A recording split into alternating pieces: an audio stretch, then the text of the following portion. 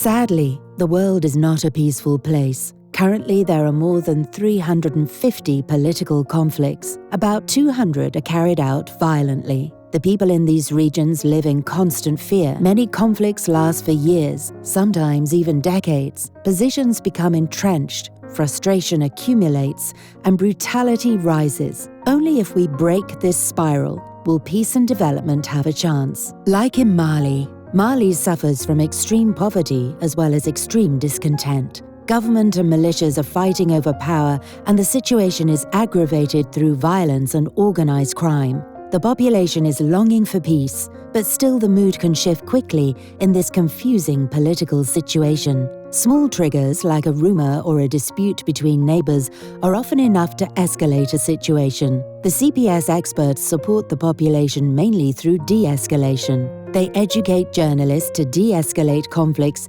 through sensitive reporting instead of adding fuel to the fire. They train negotiators, helping their communities to solve conflicts peacefully.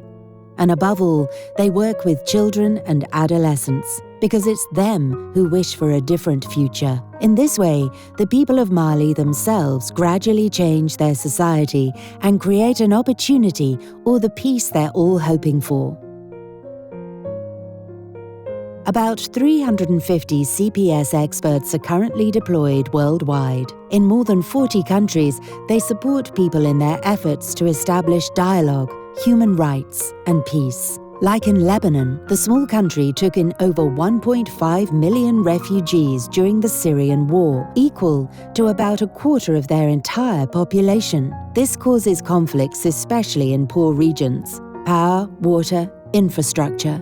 Many things that were already scarce now have to be shared among people. The initial cooperativeness is now turning into hostility, but a waste recycling project in the small town of Bar Elias manages to bring the refugees and locals together with the support of the CPS. They get to know each other at work, reduce prejudice, and through the revenue from recycling, they all improve their economic situation. Sometimes it is the seemingly trivial things that show. It is people who make peace. It cannot be enforced through violence. The Civil Peace Service cannot stop every violent conflict in the world, but it can pave the way for societies towards lasting peace and development.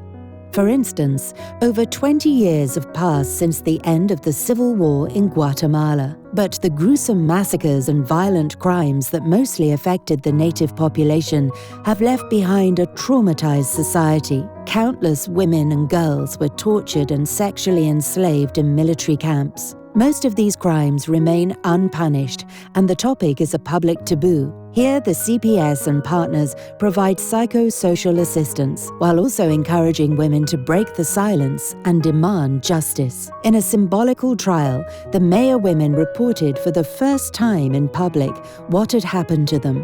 Some had the courage to file criminal charges, which finally led to the first convictions. Even after all those years, this was an important step towards preventing such atrocities in the future. These examples show that no conflict is like the other, which is why the projects of the CPS are so varied. But our 600 projects of the past 20 years have one thing in common: the understanding that peace is achievable.